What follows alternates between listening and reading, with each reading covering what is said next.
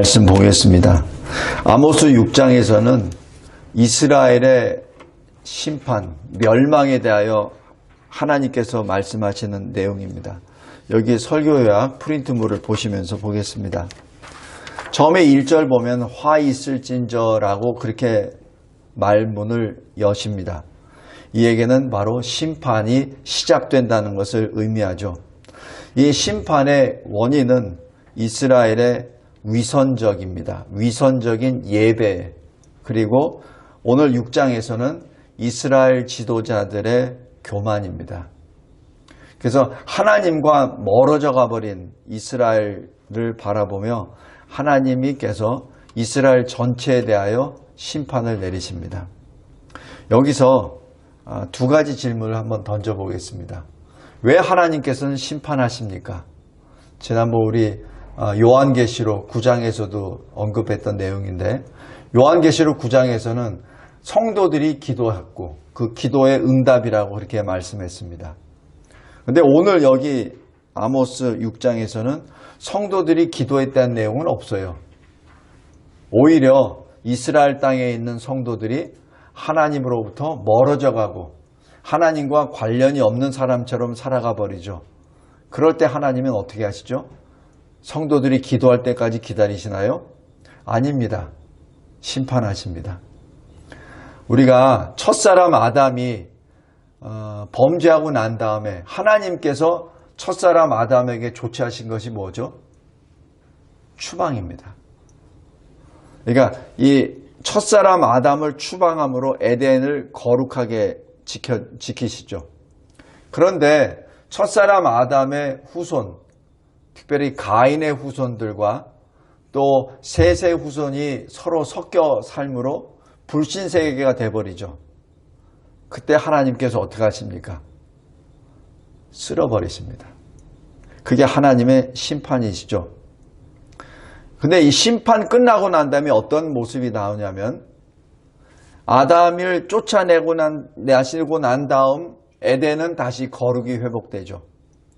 그런데 이 땅이, 이 신앙이 혼합돼 버려서 하나님 앞에서 죄악이 창궐할 때, 그때 이루어졌던 노아 홍수 심판 이후에 어떻게 되죠? 전혀 다른 또 다른 세계가 전개가 되고 새롭게 그 시작을 하게 됩니다. 그런데 우리 잘 알다시피 노아 홍수 이후에 또 수많은 죄악들이 범해지죠. 그러니까 여기 전체 이 성경을 통해서 보면은 우리 인간의 주위 환경을 바꾼다고 해서 변화가 된다는 것이 아니라는 것을 여기서 우리가 알 수 있죠. 이 세상이 범죄로 가득 차는 이유는 나 때문에 그렇습니다. 사람 때문에 그래요. 그래서 그 사람을 변화시키시기 위해서 하나님께서 성자 예수 그리스도를 보내시죠. 그래서 우리 문제, 이 죄 문제를 해결하시기 위해서 성자 예수 그리스도께서 십자가에 달려 죽으심으로 우리가 다시 그리스도 안에서 새로운 피조물이 된 것이죠. 그래서 그 새로운 피조물들이 사는 곳이 바로 새하늘과 새 땅입니다. 그런데 새하늘과 새 땅이 들어오기 전까지 그리스도 안에서 새로운 피조물인 우리는 어디에 살고 있죠? 이 세상에. 오염과 부패와 죄악으로 창궐한 이 세상에 살고 있기 때문에 하나님의 사람들은 하나님 앞에 부르짖을 수밖에 없습니다. 그리고 그것이 하나님의 뜻과 맞기에 마지막 심판이 도래하게 되는 것이죠. 왜 심판합니까? 왜냐하면 하나님은 거룩하신 하나님이시기 때문에. 그래서 거룩하신 하나님이 거룩하신 세상을 통해서 거룩하신 자기 백성과 함께 영원토록 사시기 위해서 이 세상을 심판하십니다. 오늘 아모스 6장에 나와 있는 그 내용 중에 두 번째 질문은, 그러면 우리는 어떻게 해야 됩니까? 무엇을 해야 됩니까? 라는 그 질문을 가지고 오늘 말씀을 보겠습니다. 먼저 첫 번째 1번, 1절에서부터 7절까지 지금 이 이스라엘 사람들, 이스라엘 나라의 지도자들은 사실 교만한 자리에 들어가 버렸습니다. 그래서 여기 1절 보십시오. 시온에서 교만한 자. 이 시온이면은 예루살렘이죠. 하나님의 성전이 있었던 곳이죠. 그래서 하나님을 믿는다고 섬긴다고 하는 그곳에도 교만이 가득 찼습니다. 그리고 사마리아 산은 뭐죠? 북이스라엘입니다. 사마리아 산에 있는 마음이 든든한 자. 마음이 든든한 자는 누구라고 합니까? 바로 이스라엘의 지도자들입니다. 지도자들이 하나님을 떠나버리니까 이스라엘 전체 백성들이 다 하나님을 떠나버리는 것이죠. 왜냐하면 그들은 지도자를 따라가기 때문에 그렇습니다. 여기 2절 보십시오. 여기 갈레 하면은 니므롯이 시날 땅에 건설한 큰 도시라고 되어 있고, 큰 하맛 하면은 이 하맛 자체는 수리아의 수도입니다. 그리고 가드는 블레셋의 큰 또 도시이기도 합니다. 그러니까 이런 것들을 다 보라 이거죠. 너희들이 이런 것보다 더 크냐는 얘기죠. 안 크다는 얘기입니다. 그런데 어찌하여 너희들이 감히 절대 주권의 창조주의 하나님을 그렇게 업수인 여기고 하나님 자리에 너희들이 감히 앉아서 교만하고 마음이 든든하게 사느냐 하는 그런 말씀입니다. 그리고 또 하나는 3절 보십시오. 너희는 흉한 날이 멀다 하여 라고 기록합니다. 흉한 날이 뭐죠? 심판날입니다. 심판날을 다른 말로 뭐죠? 주님의 날입니다. 주님의 날입니다. 그런데 이 하나님을 멀리 떠나버린 자는 하나님의 심판날을 흉한 날이라 라고 그렇게 자기들이 부릅니다. 그러면서 어떻게 했냐면은 그날은 아직 멀었어. 우리와 상관이 없어. 아직 우리는 평안해 라고 그렇게 주장을 하죠. 그러면서 어떻게 하죠? 포악한 자리로 더 가까워지게 합니다. 더 악한 자가 되죠. 그리고 4절부터 6절까지 보면은 자기 육신이 기뻐하는 대로 행동합니다. 상의 이 침상을 상아로 만들죠. 얼마나 비싸겠습니까? 그 상에 누워서 거기서 마음대로 자기 평안대로 살죠. 그리고 어린 양과 어린 송아지를 잡아먹죠. 그리고 여러 가지 악기들을 동원해서 자기 귀를 즐겁게 하죠. 그리고 포도주를 대접에다 따라서 자기 마음껏 먹습니다. 누가? 이스라엘의 지도자들이. 그렇기 때문에 6절 후반부에 보면 요셉의 환난에 대하여, 요셉의 환난이란 무엇이죠? 요셉은 이스라엘이 국가로 됐는데 제1등 공신이죠. 만약에 요셉이 없었다면 이스라엘 나라는 없습니다. 또 다른 얘기는 요셉의 자손이 누구죠? 에브라임과 므낫세죠.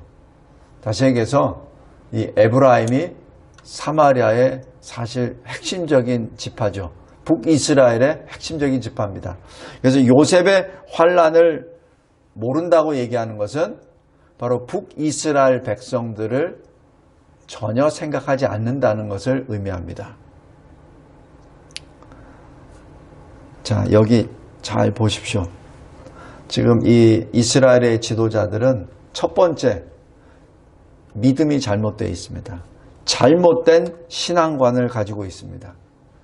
하나님을 영화롭게 해야 되는 사람이 자기 배를 채우고 자기 육신의 쾌락에 빠져버리고, 그리고 하나님 앞에 겸손해야 될 자가 영적으로 하나님 앞에 교만의 길을 걸어가고, 다시 얘기해서 하나님을 거부하는 자가 되어버리죠. 그 결과 어떻게 되죠? 판단이 아예 어긋나 버립니다. 하나님의 심판날을 3절에 흉한 날이라고 표현을 하고, 그리고 하나님의 심판날에 대하여 준비할 생각은 아니고 아직 멀었어 라고 하면서 자기 마음대로 행해버립니다. 이러한 하나님의 소위 지도자들이 자기 백성을 온전하게 돌보는 일은 불가능하죠. 그래서 디모데후서 3장 4절에 이렇게 기록합니다.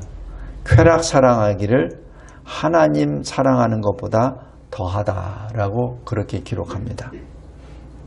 지금 여기 7절까지가 바로 이스라엘이 왜 심판의 대상이 될 수밖에 없는가? 특별히 이스라엘의 지도자들이 악할 때는 백성들은 다 따라가 버리죠. 바로 그러한 현상입니다. 지금 우리나라도 마찬가지예요. 과거 약 몇 년 동안에 악한 자에 의하여 이 나라가 끌려가죠. 그러면은 그 기간 동안에 이 땅에 있는 국민들이 그러면 안 되지, 저러면 안 되지라고 하면서 거룩의 못으로 찾는 것이 아니라 따라갑니다. 따라가요. 그게 사실 군중의 무리의 속성입니다. 그래서 지도자가 중요합니다. 지도자가 하나님을 떠난 자는 그 백성들도 또 하나님을 떠나가 버립니다. 굉장히 무서운 얘기입니다. 또 하나 이 시대를 보면은 그럼 그 사람을 누가 뽑죠? 그 떠난 사람들이 뽑으니까. 그러니까 계속 악순환이 돌아가죠. 여기 1절부터 7절까지 왜 하나님은 북이스라엘을 심판하십니까? 심판 안 할 수가 없어요. 왜냐하면 거룩하신 하나님께서 그 땅을 그냥 내버려 두지 않으십니다. 다음 두 번째, 8절에서부터 14절까지는 아주 구체적으로 어떻게 심판이 임하실 건지, 어떤 멸망과 비참한 역사가 일어날 것인지 구체적으로 말씀합니다. 여기 첫 번째 8절에서 11절 보십시오. 이스라엘의 궁궐이 멸망하고 맙니다. 8절 보십시오. 내가 야곱의 영광을 싫어하며 그 궁궐들을 미워한다라고 기록합니다. 여기서 야곱의 영광이 뭐죠? 야곱의 다른 이름이 이스라엘이죠. 바로 이스라엘의 영광, 자기 소견에 오른 대로 하나님을 떠난 자기 자랑으로 교만으로 가득 찬 그것을 하나님이 미워하신다라고 말하고, 그래서 이 이스라엘 땅에 있는 모든 것들을 다 원수들에게 넘기시겠다라고 그렇게 선언하십니다. 그리고 9절, 10절 보십시오. 다 죽으리라. 9절에 한 집에 10사람이 남는다 해도 다 죽을 것이라. 10절에 보십시오. 죽은 사람의 친척들이 그 시체를 묻을 시간도 없습니다. 그래서 어떻게 한다고요? 불태웁니다. 그 뼈를 묻을 수도 없어서 집 밖으로 그저 옮겨가고 그냥 깊숙한 곳에 있는 자에게 또 묻습니다. 또 있느냐? 없습니다. 다시 얘기해서 한 사람도 살아남을 수 없다는 얘기죠. 그리고 더 비참한 것은 우리가 여호와의 이름을 부르지 못할 것이라 이렇게 고백합니다. 더 이상은 하나님께 예배 드릴 수도 없고 기도할 수도 없다는 것을 의미합니다. 그리고 11절 보십시오. 집이 다 무너져 버리고 맙니다. 그것이 큰 집이 되었던 작은 집이 되었던 다 사라지고 맙니다. 이스라엘 지도자들의 자랑이었던 그 궁궐이 다 사라져 버리고 만다는 얘기죠. 그 다음에 12절부터 14절까지 잘 보십시오. 말들이 바위 위에서 어떻게 달립니까? 못 달리죠. 소가 어떻게 바위 위에서 밭을 갑니까? 불가능하죠. 그리고 13절 보십시오. 그럼에도 불구하고 허무한 것들을 쫓아다닙니다. 그리고 14절 하나님이 말씀하십니다. 내가 한 나라를 일으켜, 바로 아수르 제국입니다. 아수르 제국을 일으켜서 너희를 공격할 것이다. 그들이 하맛 어귀로부터 아라바 시내까지 너희를 학대하리라. 이 하맛 어귀부터 아라바 시내까지는 이 남쪽에서 북쪽까지 하나님께서 약속하신 이스라엘에게 주시기로 한 약속하신 그 땅입니다. 그런데 이 하맛에서부터 아라바까지 지역을 소유했었던 시대는 다윗과 솔로몬 시대입니다. 그리고 그 다음 세대는 사실 거기까지 미치지 못합니다. 다 뺏겨버리죠. 근데 유독 북이스라엘의 여로보암 2세, 바로 오늘 이 아모스가 사역하고 있던 그 시대 북이스라엘의 왕 여로보암 2세가 이 북쪽의 아라바까지 다 회복을 합니다. 여기서 굉장히 중요한 거, 지난주에도 말씀드렸지만은 5장에서도 말씀드렸지만은 이 지금 아모스를 통해서 하나님이 심판의 말씀을 주신 것은 이스라엘이 잘 나갈 때입니다. 이스라엘이 형통할 때입니다. 형통할 때 하나님께서는 이 말씀을 주셨죠. 여기 설교 요약 다번 보십시오. 뒷장에 심판의 사례를 잠깐 보겠습니다. 노아의 홍수 때 어떻게 말씀하시죠? 내가 지면에서 쓸어버리리라. 그들을 땅에서 멸하리라 라고 말씀합니다. 그리고 어떻게 하죠?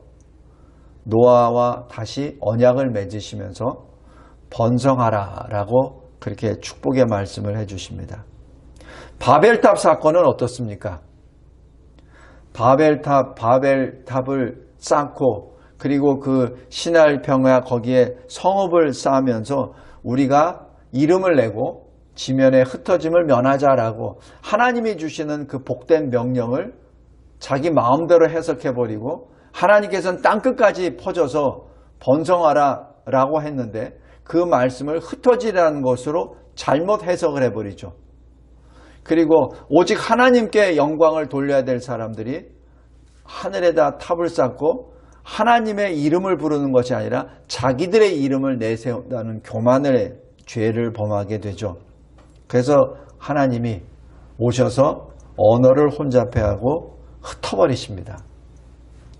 이것으로 끝납니까? 아니죠. 사도행전 2장에 성령 강림으로 인하여 그 언어가 다시 성령으로 다 통용이 된다는 사실을 단면으로 보여주십니다. 그래서 하나님께서는 심판이 아니라 멸망이 아니라 새롭게 만드시기 위한 하나의 단계로 이러한 심판을 내리십니다. 그리고 소돔을 보십시오. 소돔성에 그들에 대한 부르짖음이 하나님 앞에 크므로 멸하시려고 라고 말씀하시고 여호와께로부터 여왕과 불을 소돔과 고모라에 비같이 내리사 다 엎어 멸하셨다라고 기록합니다. 여기서 유황과 불이 하나님께로부터 왔다는 것 자체는 요즘 세상으로 얘기하면은 다른 행성이나 유성이 이 지구상에 쏟아진 것이죠. 또 하나는 화산이 폭발해서 그 소돔성이 아예 그 자체가 사라져버린 것이죠. 동시에 지진으로 인하여 땅이 엎어져 버린 것입니다. 소돔성은 아직 회복되지 않았습니다. 왜? 새하늘과 새 땅이 이르기 전까지 소돔성은 멸망의 한 본보기로 우리들에게 남겨주신 것이죠. 말씀을 맺겠습니다. 아까 첫 번째 질문, 왜 심판하시죠? 두 번째 질문, 그럼 우리는 어떻게 살아야 됩니까? 라는 그 질문에 대한 답입니다. 여호와를 찾으라. 그리하면 살리라. 아모스 5장 6절입니다. 여호와를 찾으라. 그리하면 살리라. 라는 그 말씀이 첫 번째, 날마다 자기 두루마기를 빨아 생명나무에 나아가며 천성에 들어갈 권세를 받습니다. 요한계시록 22장 14절입니다. 왜 날마다 자기 두루마기를 빨죠? 이 세상의 사람들은, 이 세상의 권세자들은 아니야, 그 흉한 날 아직 안 됐어, 아직 멀었어, 평안해, 안전해 라고 주장을 하죠. 그러나 그 날은 갑자기 그들에게 이르니 결코 피하지 못하리라는 것이 데살로니가전서 5장 3절입니다. 그러기에 야고보서 5장 8절에 어떻게 하죠? 너희도 길이 참고 마음을 굳건하게 하라. 주의 강림이 가까우니라 라고 말씀합니다. 그리고 로마서 12장 2절에 마음을 새롭게 함으로 변화를 받아 하나님의 뜻을 분별하라라고 말씀합니다. 그래서 우리가 지금 이럴 때 우리가 어떻게 해야 되죠? 날마다 주님이 우리에게 십자가에 달려 죽으시면서 우리에게 주시는 의의 두루마기, 그 의의 두루마기를 날마다 예수 그리스도 십자가 보혈의 피로 씻어내는 그 회개의 역사가 계속 필요합니다. 두 번째로 우리는 이 시대에 어떻게 살아야 됩니까? 히브리서 12장 2절입니다. 항상 영으로 깨어 믿음의 주요 온전하게 하시는 이인 예수를 바라보아야 합니다. 어떻게 영으로 깨어나야 합니까? 유다서 20절입니다. 지극히 거룩한 믿음 위에 자신을 세우고. 영으로 어떻게 기도합니까? 먼저 지극히 거룩한 믿음을 우리가 가졌다는 그 자체에 감사하고, 그 믿음 위에, 예수 믿음 위에 우리 자신을 세워놓고 그 다음에 영으로 기도할 수 있게 됩니다. 왜냐하면 그 영은 예수의 영이요 성령이기 때문에 그렇습니다. 그 지극히 거룩한 믿음은 예수 믿음입니다. 오직 예수 믿음입니다. 그래서 오직 예수 믿음 위에 우리 스스로가 섰을 때, 자신이 세워졌을 때 주의 영이 우리를 강권하여 주시고 우리가 성령으로 기도할 수 있게 됩니다. 그러한 성령으로 기도하는 자리에 어떻게 되죠? 늘 함께 모여 기도하고 예배를 드립니다. 히브리서 10장 25절처럼 모이기를 패하는 어떤 사람들의 습관과도 하지 말고라고 합니다. 모임을 패하는 자가 어떤 자죠? 믿음 위에 자신을 세우지 못하고, 그래서 성령으로 깨어나지 못하고 성령으로 기도하지 못하기 때문에, 그래서 모이는 것이 부담스럽고 모이는 것이 싫은 것이 되는 것이죠. 그러면서 히브리서 10장 27절에 이렇게 말씀합니다. 오직 무서운 마음으로 심판을 기다리라. 그리고 세 번째, 그러면 우리는 어떻게 또 살아야 됩니까? 디모데전서 4장 5절입니다. 말씀과 기도로 거룩하여집니다. 그런데 말씀과 기도로 거룩하여진 그 목적이 무엇이죠? 바로 주의 재림을 준비하는 것이죠. 거룩하신 주님이 오실 때 주님 앞에 설 수 있는 사람은 누굽니까? 거룩해진 사람밖에 설 수 없죠. 그러지 않은 사람들은 다 지옥 영벌로 들어갈 수밖에 없습니다. 마태복음 25장에 보면은 10처녀 중에 슬기로운 5처녀가 있습니다. 신랑이 올 때를 기다리는 5명의 슬기로운 처녀들, 바로 이 그릇에 기름을 준비한 자죠. 그러나 미련한 처녀 5은 뭐죠? 그릇은 있는데 기름이 없죠. 그것이 여러 해석이 가능합니다. 그 기름을 성령이라고도 하기도 하고, 아니면 그 기름을 다른 어떤 믿음이라고 표현하기도 하고 말씀이라고 표현하기도 합니다. 그런데 오늘 여기 디모데전서 4장 5절 말씀 보면은 그 답이 바로 말씀과 기도를 통한 거룩입니다. 말씀과 기도로 회복된 거룩, 얻어지는 주님이 주시는 그 거룩을 가지고 주님을 기다려야 됩니다. 그러지 않으면 설사 그때까지 깨어있다 하더라도 그 문에 들어갈 수 없습니다. 예수님이 잡히시기 전 바로 그 몇 시간 전에 하나님 아버지께 기도할 때 이렇게 기도하죠. 요한복음 17장 17절. 저들을 진리로 거룩하게 하소서. 아버지 말씀이 진리니이다 라고 그렇게 말씀합니다. 그래서 우리가 거룩의 길을 걸어가는 그 방법은 바로 말씀과 기도입니다. 베드로후서 3장 8절부터 10절까지 쭉 나오죠. 주의 날은 도둑같이 오리라. 그날에는 하늘이 큰 소리로 떠나가고 물질이 뜨거운 불에 풀어지고 땅과 그 중에 있는 모든 일이 드러나리로다 라고 말씀합니다. 말씀을 맺겠습니다. 이 아모스 6장을 보면서 도대체 무엇을 말해야 되는지 사실 좀 어두웠어요. 왜냐하면 이게 이스라엘의 멸망에 대한 내용이잖아요. 근데 그 내용을 가지고 우리에게 왜 이런 말씀을 한 장으로 또 주셨습니까? 바로 우리가 지금 그러한 시대에 살고 있지 않습니까? 우리가 눈을 들어 이 세상을 바라보할 때 아모스 6장에 나와 있는 그 모습과 지금 우리가 사는 모습과 큰 차이 있습니까? 오히려 더 악해지면 더 악해졌지. 그러면 우리는 지금 멸망 직전, 심판 직전에 있다고 볼 수밖에 없죠. 지금 이것이 주전 790년이니까 722년에 멸망합니다. 그러니까 대략 한 68년인가요? 그 후에 멸망당하는 겁니다. 그것도 북이스라엘이 가장 크게 강성할 때 하나님께서 아모스를 통하여 말씀을 주십니다. 우리도 마찬가지입니다. 우리도 다시 한번 이 눈을 들어 세상을 바라보았을 때 오늘 아모스 6장을 다시 한번 점검해 보기 바랍니다. 그리고 또 하나 보는 것은 우리 개인의 종말을 잘 보세요. 우리가 언제 개인 종말을 맞죠? 어떤 사고로 인해서 급하게 죽든지 아니면 병에 걸려서 서서히 죽든지 여러 가지 방법이 있겠죠.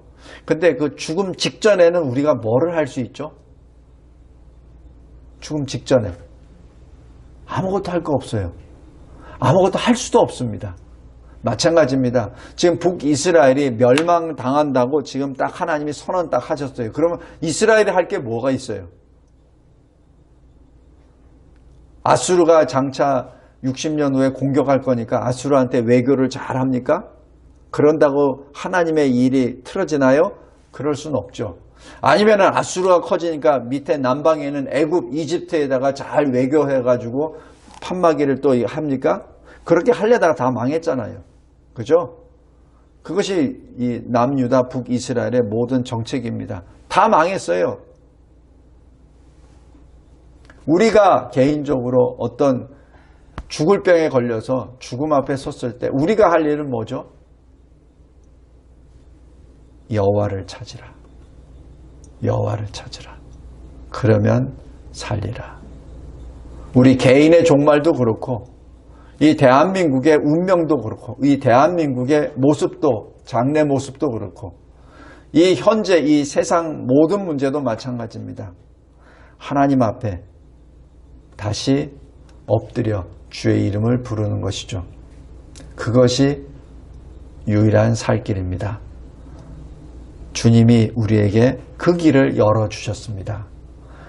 주님께서 자신의 생명을 내려놓으심으로 말미암아 그를 믿는 우리들은 담대함으로 그 열려진 새로운 살 길을 향하여 우리는 걸어갈 수 있죠. 우리에게는 그러한 특권이 주어졌습니다. 다시 한번 주님이 말씀하십니다. 왜 멸망할 것이다. 왜 그렇게 구체적으로 말씀해 주십니까? 요한계시록 18장 4절입니다. 내 백성아 거기서 나오라. 내 백성아 거기서 나오라. 그의 죄에 참여하지 말라. 그가 받을 재앙을 받지 말라. 왜 그렇게 다 일일이 이런 엄청난 역사를 말해 주시죠. 나오라고. 나오라고. 그들과 같이 재앙 속에 있지 말라고. 그들처럼 심판받지 말라고 하나님께서 미리 말씀해 주십니다. 그리고 우리에게 말씀하십니다. 내 백성아, 거기서 나오라. 주님이 말씀하시죠. 회개하라. 천국이 가까이 왔느니라. 하나님 아버지 감사하고 감사합니다. 참 두렵고 떨리는 아모스 6장입니다. 처참한 주님의 말씀입니다. 두렵습니다. 무섭습니다. 그런데 그 말씀을 아주 강성할 때 이 말씀이 실현되기 60년 전에 이 말씀을 주셨습니다. 하나님 두렵습니다. 저희들에게도 동일하게 이 말씀을 지금도 주셨습니다. 하나님 항상 깨어있는 자 되게 해주셔서 늘 예수 그리스도의 이름으로 회개하고 주님만 바라보고 모이는데 힘쓰며 말씀과 기도로 거룩한 주의 백성이 되어 주 예수 그리스도 재림을 예비하는 이 시대, 이 교회, 우리 각자 주의 제자들이 되게 하옵소서. 예수 그리스도의 이름으로 기도드렸나이다. 아멘.